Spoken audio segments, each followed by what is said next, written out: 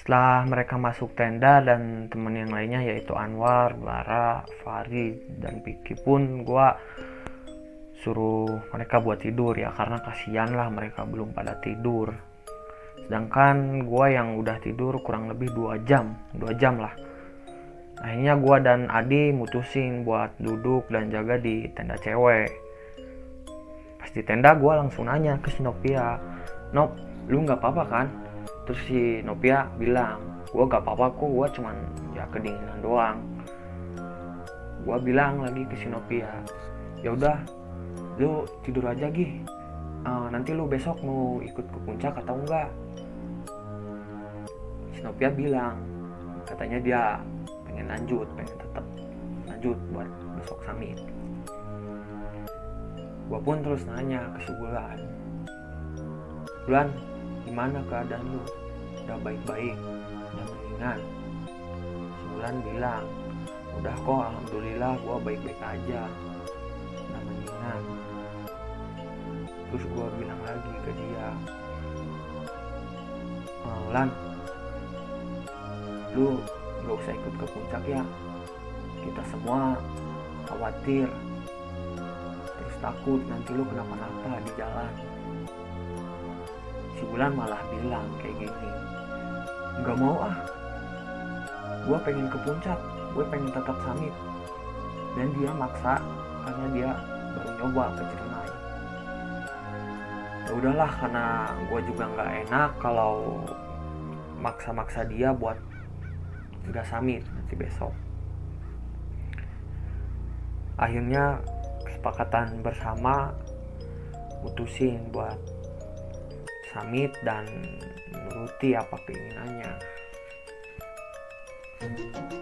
Lalu gua bilang ke Bulan, "Buruan ya lu tidur, nanti kalau nggak tidur lu nanti ngantuk di jalan gimana? Udah bisa tidur." Tapi si Bulan malah bilang bahwa dia itu nggak ngantuk dan nggak pengen tidur.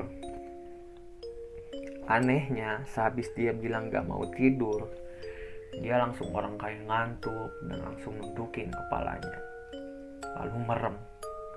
Karena pada saat itu keadaan gua sama si Wulan tuh lagi duduk, lagi tiduran. Terkadang si Wulan tiba-tiba bangun dan kayak orang kaget. Ketika ditanya, dia suka langsung kayak emosi gitu. Ya gue maklumin kejadian ini tuh udah sering terjadi beberapa kali. Anehnya, setiap dia kebangun pas dia tidur, dia tuh suka langsung bilang, "Cepetan ayo ke puncak." Ya otomatis gua pun ngomong kan ke dia, bilang, "Tenang aja, masih jam 1 pagi. Ayo Gi, sana tidur dulu." Omongan Wulan ngajak lanjut ke puncak selalu terulang-ulang kali, dan gua pun selalu bilang sama dia, "Tenang aja, belum juga jam 3, udah Gi sana lanjut tidur lagi." Akhirnya si Wulan dan Nopia tidur. Hanya gua, Marta, dan Adi yang melek. Karena pada saat itu gua dan Adi berjaga berdua. Setelah yang lain pada tidur, gua suruh Adi dan Marta buat tidur dulu. Kemudian Adi tidur dan Marta masih belum tidur. Gua pun nanya ke si Marta. Kata gua, "Kenapa kok lu belum tidur sih? Belum ngantuk?" Terus si Marta bilang, "Gue gak ngantuk kok, masih pengen melek." Dan gue maksa dia agar gue tidur dan berpesan jangan kosong pikiran, apalagi ngelamun. Karena pada saat itu kelihatan oleh gue, si Marta tuh kayak ngelamun gitu. Lalu dengan gua maksa dia buat tidur, akhirnya dia pun tidur. Waktu sudah menunjukkan pukul 02. 45. Si Piki manggil gua dan dia nanya mau lanjut atau enggak. Ya gua bilang yang cewek pada minta lanjut. Ya gua turutin aja buat lanjut. Dan akhirnya gua suruh si Piki buat ngebangunin temen-temen. Gua ngebangunin si Adi, Wulan, dan Nopia. Setelah semua bangun dan kami membereskan apa aja yang bakal kita bawa nanti buat summit. Saat beres-beres semuanya dan kami langsung lanjut summit untuk ke puncak. Baru juga sampai di pos bayangan antara Pesanggerahan 1 dan Pesanggerahan 2 lah. Tiba-tiba si Nopia bilang kayak gini. Kata si Nopia, "Itu apaan ih? Serem." Terus gue bilang ke si Nopia, "Udah Nop, diam." Si Nopia bilang lagi, "Udah gue gak mau lanjut. Gue mau pulang aja, gue takut." Terus gue bilang ke si Nopia, "Ya udah Nop, kita balik aja deh ke tenda. Gak usah summit. Udah biarin yang lain kalau mau summit. Kita pulang aja, gue temenin lo ke tenda." Tapi anehnya dia itu tetap berjalan, dan sambil jalan dia tetap bilang mau pulang. Tetap bilang mau pulang aja. Dan ketika dia bilang mau pulang, tangan dia tuh nunjukin. Tangannya nunjukin ke arah puncak. Terus sambil maksain narik-narik tangan si Piki. Ya kita turutin. Baru juga mau jalan, tiba-tiba si Wulan kayak orang pingsan gitu. Yang tadinya dia berdiri, langsung kayak orang jatuh, kemudian duduk dan dia nangis lagi. Ketika gua tanya si Wulan, "Wulan, lu kenapa?" Terus dia bilang, "Enggak kok, gua nggak apa-apa. Gua cuma lemes doang." "Ya udah, kita turun aja, balik ke tenda," kata gua. Tapi si Wulan tetap kekeh, dia gak mau pulang ke tenda dan dia tetap kekeh pengen terus lanjut ke puncak. Dan anehnya, ketika Wulan berdekatan dengan si Nopia, dia selalu begitu lagi kayak orang lemas dan langsung nangis merengek. Gak tahu kenapa, pokoknya di setiap dia dekat sama si Nopia pasti kayak gitu. Dia pasti langsung kayak orang lemas aja, pasti itu. Dan itu pun terulang beberapa kali. Akhirnya gue memilih untuk nyuruh Wulan dan teman-teman duluan. Gue, Marta, Nopia, Adi, Yana, dan Piki di belakang.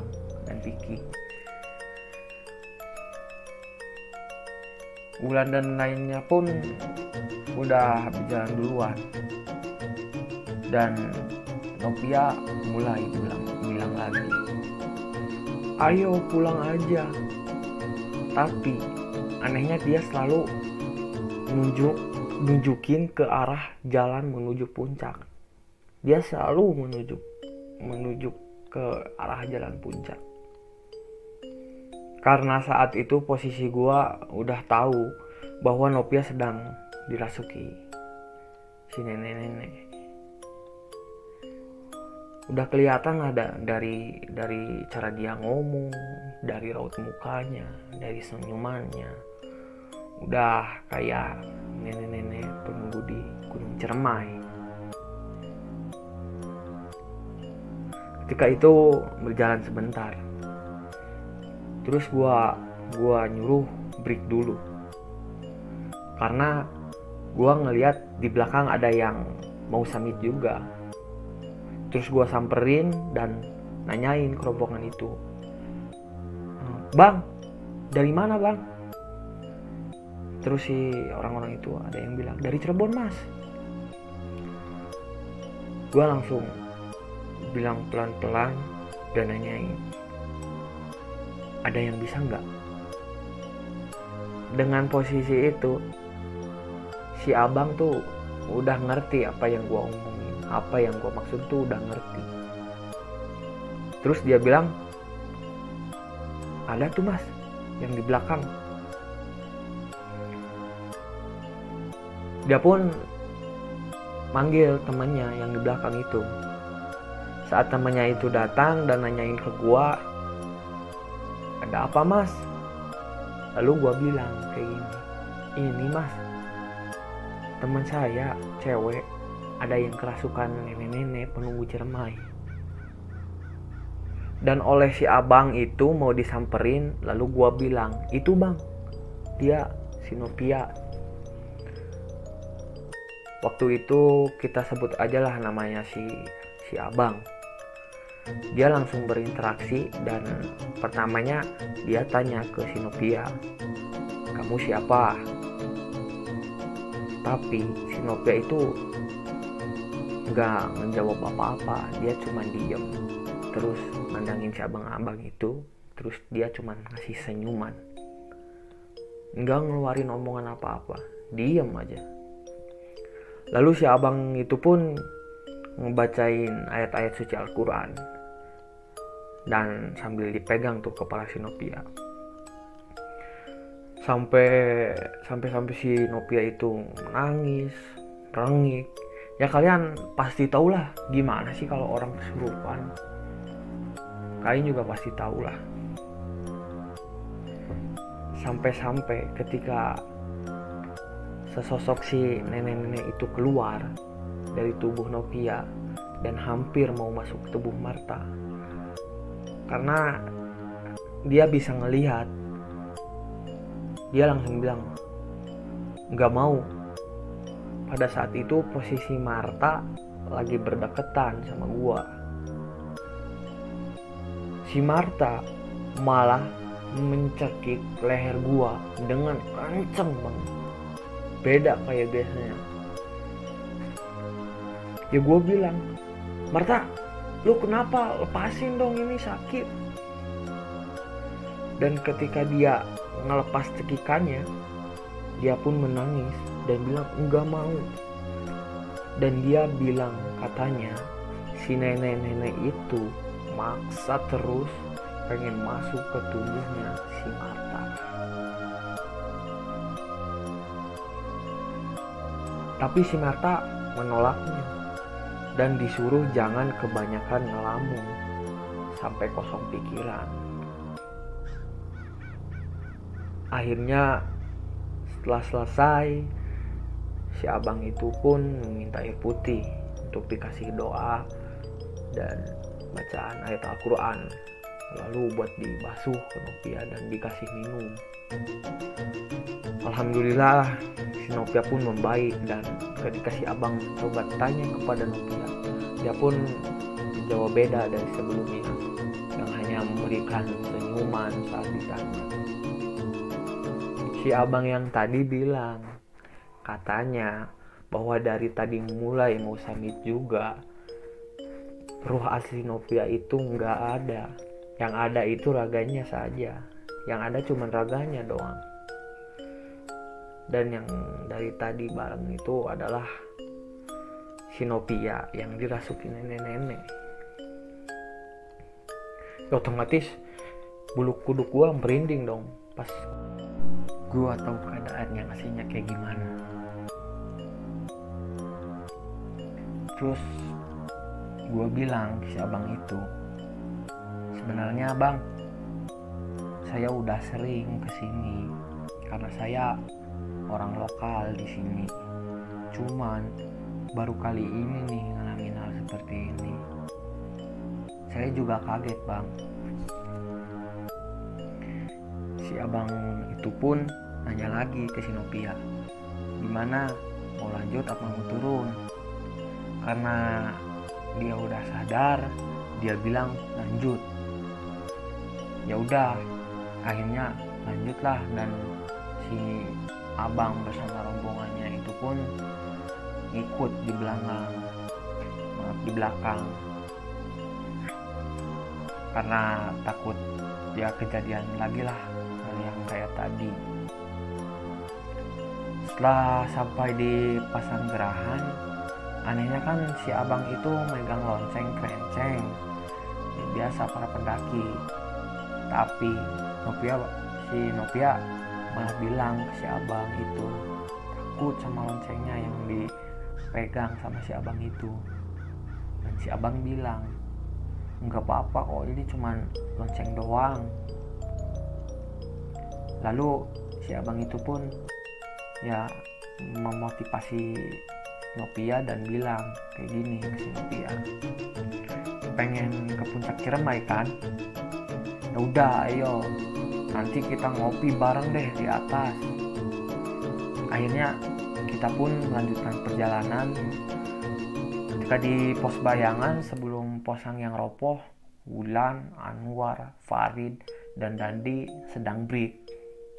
Tapi anehnya ketika si Nopia dekat sama Wulan suka tiba-tiba kayak orang lembek lagi, terus nangis berangi. Ya kayak tadi lah, udah sering dia kayak gitu kalau deket sama si Nopia.